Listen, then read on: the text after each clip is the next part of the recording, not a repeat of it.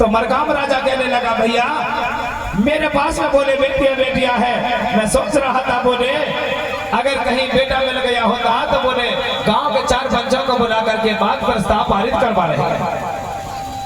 पूरे गिरोलागढ़ में मुनादी करवा दिया गया और बलवा हो रहा है और बलवा देकर भैया ये काम को गति देते जा रहे हैं। और क्या कर रहे हैं देखो जरा, पूरे गांव में एक दिन मीटिंग लगी, दूसरे महीना लगी, तीसरे महीना लगी भैया।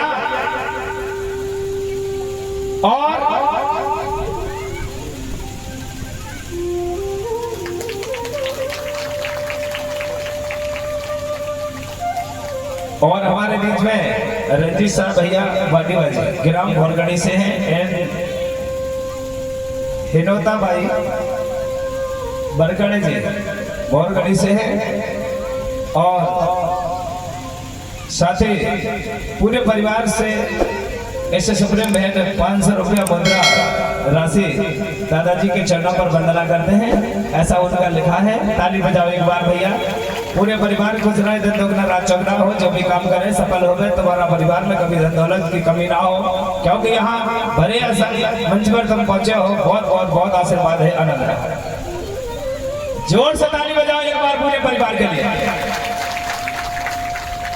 तो भैया यहाँ पर समय देखते देखते राजा ने महीने में एक बार, दूसरे बार, तीसरे बार मीटिंग लगाई गई।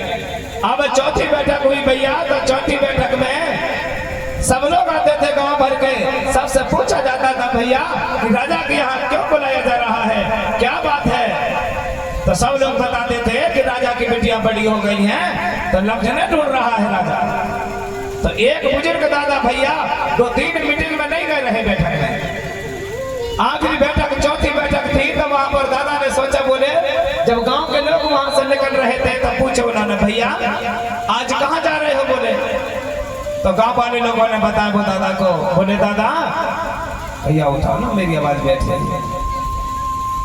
उन्होंने बताया दादा बोले गिरोलागढ़ के महाराज राजा बोले सोचा मरकाम लोहानी राजा ने आज और मीटिंग लगाए हैं। बोले क्यों लगाए हैं, बोले वो रमजान ढूंढ रहे हैं ना, बोले इसलिए बोले उन्होंने मीटिंग लगाई हुई है आज। तो बोले मुझे भी मीटिंग में जाना है कि राजा क्या क्या बोल रहा है। तो यहाँ से भैया पूरे गांव की प्रजा आ गई और पीछे पीछे वो दादा लाठी टेकते टेकते भैया चला जाता है और जाकर के दूर बैठ जाता है। यहाँ पर बात सोचा मरकाम लोहानी राजा अपनी बात को रख रहे हैं।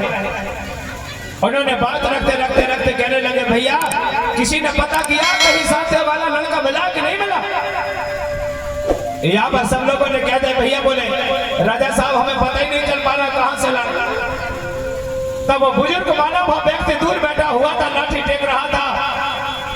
उन्होंने राजा से कहा राजा साहब अरे अगर मैं कुछ बोलूं तो छोटी बड़ी बातें अगर हो जाए तो गुस्सा नहीं होना राजा साहब। यहाँ पे सोचा मरकाम राजा कहने लगा भैया अगर मुझे गुस्सा होना होता तो आज बोले मेरे गांव की प्रजा को क्यों बुलाता, मुझे बोले गुस्सा होने का हक अधिकार नहीं है। तो बोले क्या बात है, बोले कुछ नहीं है, मैं सोच रहा था मैंने सुना है कि आप ये मीटिंग बोले तीसरी चौथी बार हो गई है। उन्होंने कहा बोले हाँ आपने सही सुना है, बोले ये चौथी बैठक है। तो बोले एक काम करो ना आपकी, बोले मैंने सुना है बड़ी बहन है, बोले हाँ मेरी बहन है ना, बोले बड़ी कहाँ है, बोले वो तो नाजीगढ़ में है। तो मैंने ये भी सुना है राजा साहब कि तुम्हारी बहन के पास में 7 बेटे हैं। हाँ ये बात तो सही है, बोले मेरे भले साथ है ना, बोले तो महाराज इधर उधर क्यों जा रहे हो, बोले यहाँ पर तुम्हारी बहन का नरा गला है। अगर बोले तुम्हारे राजघराने को चलाने वाला खुद का बहन का बेटा होगा और तुम्हारे घर का राज्य चलाएगा तो बोले पराया नहीं खाएगा, फिर तो बोले खुद का बने जिस राज्य को चलाएगा और राज्य को मतलब व्यवस्था को देखेगा। इससे बड़ी बात और क्या हो सकती है, ताली बजाओ। हाँ इससे बड़ी बात क्या हो सकती है। उन्होंने कहा यार ये बात तुमने बहुत अच्छी की, बोले पहले क्यों नहीं आ गए भैया।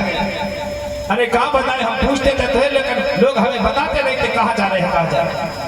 उन्होंने सोचा बोले ठीक है। अब बोले राजा कल बोले तैयार करो, चलो बोले लालीगढ़ चलते हैं, मेरे बहन के गांव चलते हैं। दे चाहे ना दे पर जरूर प्रयास करेंगे बोले। अब यहाँ से भैया यहाँ 2 हाथी तैयार करते हैं, एक में पूरी प्रजा बैठ जाती है, सोता मरकाम लोहानी राजा गिरोलागढ़ की प्रजा बैठती है, और एक में राजा साहब बैठ जाते हैं और रास्ता के लिए भोजन बांधते हैं और यहाँ से तैयार होते हैं और बढ़िया अपने नाजीगढ़ की ओर प्रस्थान हो रहे हैं। और यहाँ से चलते चलते चलते भैया अचानक आपने देखा होगा हमारे घर में जब बेटियां लमझने लाए या फिर बिटिया का विवाह हो पर 5 आंसू बिटिया का गिर जाते हैं कि बताओ अब मुझे घर छोड़ना पड़ेगा, ताली बजाओ, हाँ गिर जाते हैं। तो यहाँ पर जब बबलाई दाई है रोने लगी घर में, पिताजी से पूछ के बोले पिताजी कहाँ जा रहे हो? तो उन्होंने कह दिया बेटा राज्य चलाने वाले राजा मेरी बहन के गांव बोले नाजीगढ़ जा रहा हूँ और तुम्हारे लिए बोले लमझा लेने जा रहा हूँ। उन्होंने सोचा बोले ठीक है दादाजी कोई बात नहीं। तो बिटिया ने पिता को विदा किया और आंसू ढड़क गए वहां पर। और यहाँ से भैया रोते जा रही थी तो जो गांव की दास दासियां थी उन्होंने देख लिया था, जब घर से निकल रहे थे तो बोले वो बबलाई रो रही थी। तो यहाँ पर भैया चलते चलते पर आवाज तो मजा नहीं आया, चिर हो गया।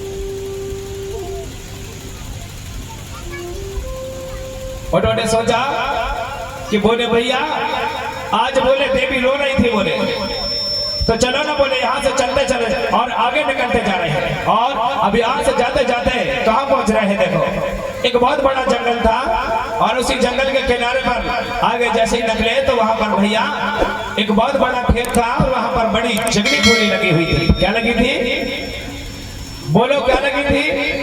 जंगली को कौन कौन जानता है? हाथ उठा के बताओ तो जरा। सभी लोग जानते हैं, नहीं उठा रहा है कुछ लोग। अच्छा सूरजमुखी को कौन कौन जानता? हाथ उठाओ। सूरजमुखी तो वही की तो छोटी बहन है जंगली, और का सूरजमुखी की भाई है छोटी वाली भाई, और वही का तो कहते हैं जंगली, है ना। हेलो हेलो हेलो कैसी लग रही है? नहीं तो मुझे डिस्टर्ब ना करो तुम। हाँ कैसे मामा? हाँ तो यहाँ से भैया चलते जा रहे हैं और वो जो दास दासियां है उन्होंने देखा था कि भाई रो रही थी तो पहले के लोग बड़े वो होते थे, उन्होंने चलते चलते गीत बना लिया, कहने लगे भैया ये भैया कहते क्या बात है? अरे वो तो भाई रो रही थी बोले हेलो हेलो बबलाई रो रही थी बोले एक बार बना दो बढ़िया। रो रही थी बोले तो क्या क्यों रो रही थी बोले ना जाने। तो बोले गीत गाते चलो ना बोले। तो एक भाई बड़ी शौक नहीं थी वहाँ, उन्होंने एक गीत बना दी वहाँ, वो गांव की भाई आई थी। आवाज एक ही बार में समाप्त हो रही है मेरी, लंबी नहीं जा रही, मैं बोल रहा हूँ अब तुम न जाने। हेलो अब यहाँ से जैसे ही उन्होंने देखा तो क्या कह रही है